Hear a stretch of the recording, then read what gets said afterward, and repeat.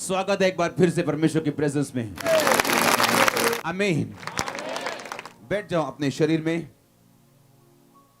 आत्मा में आप मेरे साथ खड़े हैं। अपनी बाइबल को उठा, बोल मैं इस वचन से प्रेम करता हूं। ये मेरे शुद्ध रहने का आधार है, मेरे जीवित रहने का आधार है। इसके बिना मैं कुछ भी नहीं हूं। आज जो कुछ मैं सुनूं, मैं 100 गुना फल लेके आऊं। प्रभु यीशु मसीह के सामर्थ्य नाम में हम मांगते हैं।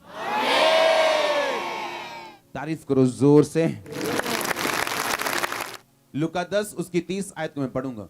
यीशु ने उत्तर दिया, एक मनुष्य यरूशलेम से यरीहो को जा रहा था और डाकुओं ने घेर कर उसे के कपड़े उतार दिए, मार पीट कर उसे अधमरा छोड़कर चले गए। और ऐसा हुआ कि उस मार्ग से एक याजक जा रहा था, परंतु उसे देखकर कतरा कर चला गया, उसकी हेल्प नहीं की। इस रीति से एक लेवी उस जगह पे आया, वह भी उसे देखकर कतरा कर चला गया। परंतु एक सामरी यात्री वहां पे आ निकला और उसे देखकर तरस खाया। उसने उसके पास आकर उसके घाव पर तेल और दाखरस डालकर पट्टियां बांधी और अपनी सवारी पर चढ़कर सराय में ले गया और उसकी सेवा टहल की। अपने हाथों को उठा, बोलो जो कुछ मैं आज सुनूं, जो कुछ आज मैं सुनूं, ये मेरी जिंदगी बदले ये मेरी जिंदगी और 100 गुना फल लेके आए। उठाओ अपने हाथों को, मांगो एक सेकंड के लिए ऊंची आवाज में।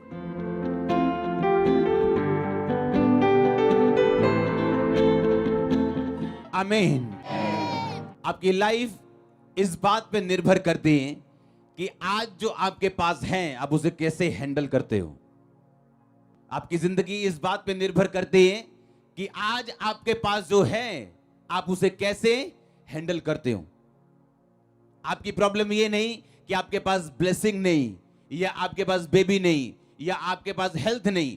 अच्छे भले हेल्थी लोग जब अपने हेल्थ की देखभाल नहीं करते तो बीमारी के बिस्तर पर डल जाते हैं। वो बिजनेसमैन जो आज से 5 साल 10 साल पहले इंडिया में कमाल के बिजनेसमैन थे, आज उनके खातों में पैसा नहीं है। आप पढ़ते होंगे न्यूज, गूगल न्यूज, ये न्यूज वो न्यूज।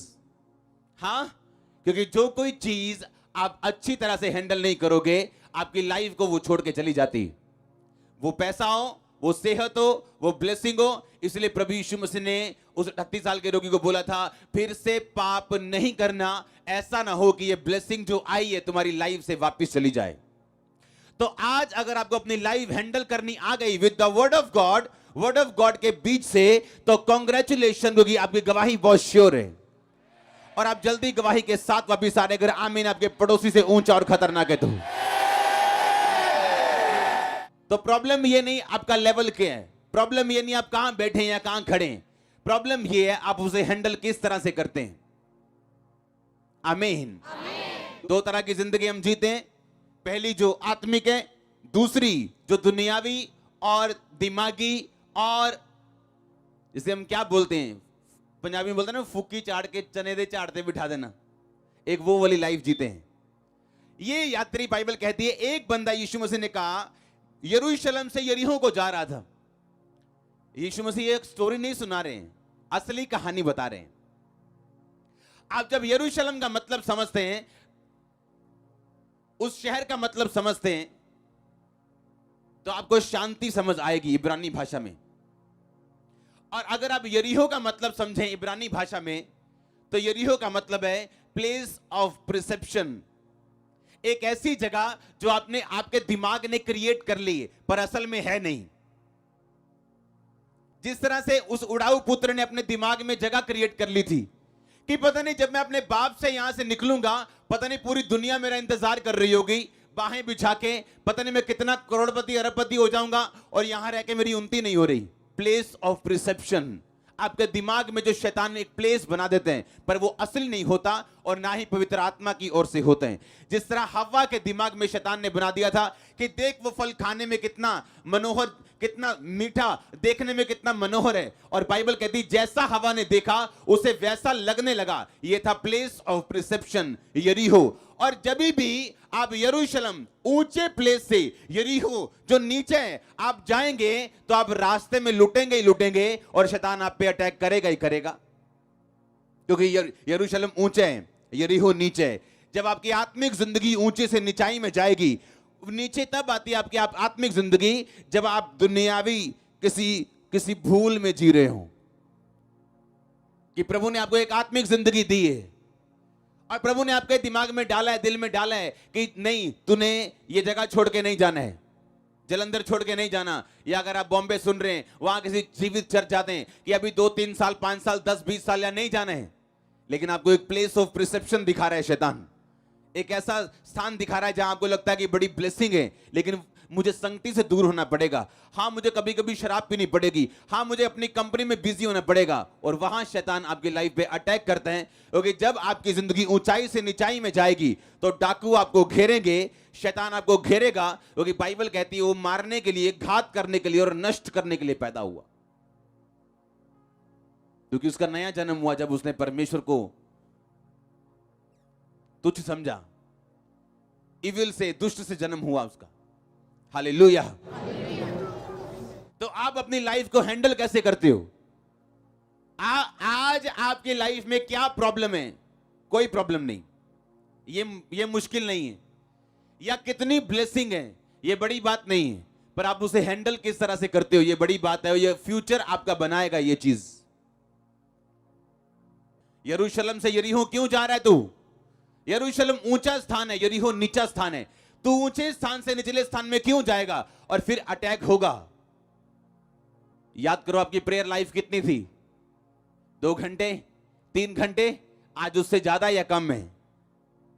पवित्रता कितनी थी? आज उससे ज्यादा या कम है? आपकी डेडिकेशन क्या थी? अगर आपको सेवा मिली, वॉलंटियर की ड्यूटी मिली, कोई प्रभु ने काम दिया, कोई आत्मा ने काम दिया, बोने का काम दिया, कुछ काम करने का, सुसमाचार का काम दिया, आपकी डेडिकेशन क्या है? क्या उस पहले से बड़ी है या कम हुई? जब आप अपनी लाइफ में कम की तरफ निकलते हैं तो तब आप ओपन हो जाते हैं शैतान के लिए कि वो आप पे अटैक करे। यीशु मसीह ने कहा, दुष्ट आत्मा ने बोला, हम सेना है, हमें तू अथाह गड्ढे में मत भेज, हमें सूरों में भेज। यीशु मसीह ने कहा जाओ। क्यों? इसलिए नहीं कि वो 6000 थी और यीशु मसीह को कॉम्प्रोमाइज करना पड़ा शैतान के साथ। सुअर चराना बाइबल के अनुसार गुनाह था और वहां गुनाह हो रहा था। यीशु मसीह को ने शैतान को रोका नहीं, क्योंकि जहां वचन टूटेगा वहां सांप क्या? हाँ, जहां बाड़ा टूटा वहां सांप क्या? जहां वचन टूटा तो परमेश्वर ने कहा जा, तुझे जाने की आजादी है, मैं तुम्हें रोकूंगा नहीं। तो वहां वो शैतान गया और सूरों के झुंड में बैठा और लिखा, वो समुद्र, वो झील के झपट के कराड़े पर से मर गए सब। हालेलुया। आपने ये देखना है कि आपकी लाइफ नीचे जा रही है आत्मिक रीति के साथ या ऊपर जा रही है। आपकी प्रॉब्लम क्या है? ये प्रॉब्लम नहीं है। आप ब्लेस हैं, ये बड़ी बात नहीं है, उसे मेंटेन करना बड़ी बात है। हालेलुया। उस सिचुएशन से बाहर आना बड़ी बात है। मेरा परमेश्वर आपको ग्रेस दे आज। और आमीन। जितना लंबा रोचा ब्लेसिंग उतनी लंबी रोची। तैयार रहो, आपके बीच से परमेश्वर लोग उठाने जा रहे हैं आत्मिक रीति के साथ। आपके बीच से वो फाइनेंशियल रीति के साथ लोगों को उठाने जा रहा है, मैं जानता हूं। और आज आप ग्रेस हासिल करके जाएंगे, ऐसी ग्रेस होगी आपके रिश्तेदार आपकी गवाही को सुनेंगे और चुप रहेंगे। जो ग्रेस आज आप अटेंड करके जा रहे हो, ये आपको हील करेगी और डिलीवर करेगी, और आप एक गवाही के साथ वापिस आ रहे हो अपनी हीलिंग की, डिलीवरेंस की चर्च। एक प्लेस ऑफ प्रिसेप्शन है आपके दिमाग में, जो परमेश्वर की ओर से तो नहीं है, लेकिन शैतान एक धुंधली एक तस्वीर आपके सामने रखते हैं, जो देखने में अच्छी लग सकती है, आत्मिक भी लग सकती, लेकिन वो है परमेश्वर की ओर से नहीं। और जब आप उस यरीहो को ढूंढते ढूंढते यरूशलेम से निकल पड़ते हैं, तो रास्ते में अटैक तैयार है। इसलिए आपने कुछ लोगों को गिरते हुए देखा होगा, मैरिज के बावजूद भी दूसरी लड़कियों के साथ देखा होगा। प्लेस ऑफ परसेप्शन, दिमाग में एक फोटो बना ली, दैट्स इट, और उस फोटो के पीछे चले गए। और बाद में क्या हुआ आपको सबको मालूम है। घर टूटे, जिंदगियां बर्बाद, बिजनेस पे असर, हर जगह वो शैतान काम कर रहे हैं, क्योंकि आप प्लेस उस दिमाग के स्थान से जो सिर्फ आपके दिमाग में ही है, आप एक असली स्थान को नहीं छोड़ सकते, जो आत्मिक स्थान परमेश्वर ने आपको दिया है, क्योंकि प्राइस भारी है छोड़ने का। हालेलुया। आप एक जर्नी पे हो। हाँ, आप एक आत्मिक जर्नी, एक यात्रा पे हो आप, पर यह यात्रा बड़ी अजीब है। इसमें सीधी रोड का कोई नहीं है, या तो इसमें ऊंची रोड है या नीची रोड है। इसमें न्यूट्रल कुछ नहीं है, या तो आप शैतान की ओर हो या परमेश्वर की ओर हो। एक हाथ शैतान और एक हाथ परमेश्वर, ऐसा नहीं है। या तो आप संसार के हो तो या तो परमेश्वर के हो, या शैतान के हो या परमेश्वर के हो, या प्रेयर में हो या नहीं हो, या पाप में हो या नहीं हो, बीच का कोई स्थान नहीं है। या तो आप ऊपर जा रहे हो या तो नीचे आ रहे हो। एक स्थान पे आप खड़े नहीं रह सकते आत्मिक जिंदगी में। आत्मिक जिंदगी में कोई सड़क नहीं है जो एक ही, जिस तरह ये प्लेन और सिंपल सी है, ऐसी आत्मिक जिंदगी में कोई सड़क नहीं। या तो ऊपर की सड़क है या तो नीचे की सड़क है। और यही आत्मा कहते हैं आपको हर वक्त आत्मा में जीना है, ताकि आप ऊपर की सड़क में जी सकें और चल सकें। और जब आप नीचे आते हैं, आपको मालूम है नीचे आने का मतलब क्या है। जब यरूशलेम से यरीहो आए तो क्या हुआ, लिखा उस पे अटैक हुआ, डाकू उसे अधमरा छोड़ के चले गए। आज लोगों की जिंदगियां एक्सीडेंट बन चुकी, इंसिडेंट बन चुकी, हादसों की लाइफ हो चुकी। क्यों? क्योंकि उन्हें यह नहीं मालूम कि ऐसा हुआ क्यों। बाइबल कहती है, अय्यूब की पुस्तक, किसी गिद्ध की दृष्टि उस पर नहीं पड़ती। कोई मांसाहारी पक्षी उस स्थान का मार्ग, उस मार्ग को नहीं जानता, उस स्थान को नहीं जानता। ये कौन सा स्थान है? ये वो स्थान है जो अब आप परमेश्वर में छुप जाते हैं और परमेश्वर में बढ़ना शुरू होते हैं, और आप ऊपर की ढलान में जा रहे हैं, आप ऊपर चढ़ रहे हैं, तो परमेश्वर आपको छुपा के रखते हैं और गिद्ध यानी शैतान की दृष्टि आप पे पड़ने नहीं देता। वो तभी आप पे अटैक कर सकता है जब आप नीचे की ढलान में हो, जब आप नीचे को जा रहे हो। और नीचे जाना आपकी अपनी मर्जी है, ये शैतान की मर्जी नहीं। हालेलुया। इसलिए पौलुस ने कहा, मैं रोज अपने आप को मारता हूं, कूटता हूं। क्या मुक्के थोड़ी मारता अपने आप को? क्या है मारने कूटने का मतलब? अब पता है 9 बज चुके हैं, प्रेयर का टाइम है, अब 9 से 2 प्रार्थना में बैठना है। अब आपके टीवी के सामने आपका बेस्ट फेवरेट सीरियल लगा हुआ है। अगर आप देखने बैठ गए 2 घंटे, आप गए, प्रे फिनिश, खत्म। वो टाइम वापस नहीं आएगा आपका। आपको मालूम है आपने फास्टिंग की है और घर में आपको मालूम नहीं आपकी बेस्ट चीज डिश बन गई आज, या आज अचानक से पेट दर्द कर रहा है, कभी लाइफ में नहीं किया। क्योंकि शैतान को मालूम है अगर आप ऊपर के स्थान में गए तो आपके लिए उत्तम वस्तुएं रखी जो आप नहीं जानते। ना परमेश्वर आप पे जाहिर करेगा, लेकिन जैसे ही आप ऊपर की ढलान में चलेंगे, बाइबल कहती है उसका मार्ग संकरा तो है, तंग तो है, मुश्किल तो है, पर उसके मार्ग में उत्तम वस्तुएं पाई जाती, उत्तम पदार्थ पाए जाते हैं जो आप किसी मार्ग से नहीं ले सकते हो। अगर परमेश्वर आपको आपका लाइफ पार्टनर देगा तो आप लाइफ टाइम स्वर्ग में रहोगे। पर बाइबल कहती है जब परमेश्वर की चीजें आपको मिलती वो तब आपकी लाइफ में इनकाउंटर से आती जब आपकी लाइफ ऊपर की तरफ जा रही हो। मैरिज प्रॉब्लम नहीं है, लेकिन वो मैरिज कब हुई, आपकी लाइफ में कब हुई? जब आप ऊपर की ओर जा रहे थे या आप नीचे की ओर आ रहे थे। बिजनेस कब शुरू हुआ? जब आप ऊपर की ढलान में चल रहे थे या नीचाई की ओर आ रहे थे। प्रॉब्लम बिजनेस नहीं, प्रॉब्लम यह है कि हम जा कहां रहे हैं, ऊपर को या नीचे की ओर। हालेलुया। आप एक यात्रा पे हैं, आप मुसाफिर हैं। आप सुना होगा आपने, हाँ या ना? इस यात्रा में आपको आत्मिक रीति के साथ चलना है। अगर आप ध्यान से बाइबल पढ़ें तो इसमें लिखा कि एक वहां पे कौन आया? एक याजक आया, कतरा के चला गया। एक लेवी आया, कतरा के चला गया, उसकी हेल्प नहीं की। लिखा एक सामरी यात्री वहां पे आ निकला। अगर आप यात्रा पे हैं, हमेशा ड्रीमर को अटैक करने वाला एक नॉन ड्रीमर निकलेगा। अगर आप यूसुफ की तरह ड्रीमर हैं और ड्रीम देखने वाले लोग हैं, दर्शन रखने वाले लोग हैं, आपको गड्ढे में गिराने की कोशिश करने वाले नॉन ड्रीमर होंगे जो दर्शन नहीं देखते हैं। आप कई बार जिंदगी में कंप्लेंट करोगे, मेरी हेल्प क्यों नहीं की? अरे वो तो धर्मी इंसान है, वो तो फलाना इंसान है, वो तो पास्टर, मेरी हेल्प क्यों नहीं की? बाइबल कहती है आपकी हेल्प वही कर सकते हैं जो आपकी तरह एक यात्रा के ऊपर है। जिस पे अटैक हुआ वो यात्रा पे था, जिसने हेल्प की वो एक यात्रा पे था। कुछ लोग यात्रा पे नहीं हैं, उनका काम सिर्फ इंटरनेट पे जाके बुराई करना है, क्योंकि वो किसी यात्रा पे नहीं, वो हेल्प नहीं कर सकते किसी यात्रा पे नहीं। अगर मैं कहीं जा रहा हूं, मेरा कोई विजन है और एक बंदा मेरे सामने आके बोले मेरी हेल्प करो, तो मुझे हेल्प करनी है, क्योंकि जो मैं बोऊंगा वो मैं। आप सभी को जय मसीह की दोस्तों, मेरा नाम है रोहित कुमार। आप देख रहे हैं सच्ची और भक्ति चैनल में आप सभी का स्वागत करता हूं। दोस्तों, आप सभी लोगों के बीच में लेके आ चुका हूं।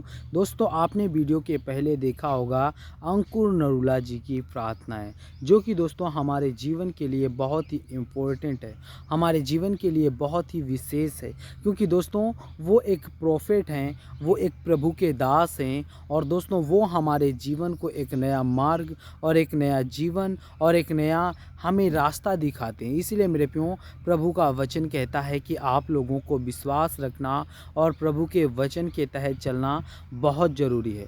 तो दोस्तों, सबसे पहले मैं आप सभी लोगों से कहना चाहता हूं कि अगर आप लोग अपने जीवन में बहुत सारी समस्याओं से और बहुत सारी दिक्कतों से और बहुत सारी मुसीबतों से ग्रसित हो, तो मेरे प्रियो आप सभी लोग इस प्रार्थना को सुनो, क्योंकि मेरे प्रियो ये प्रार्थना आपके जीवन के सारे दुख और तकलीफ और सारी समस्याओं का हल बनेगी और आपको हर एक समस्या से आज़ाद करेगी।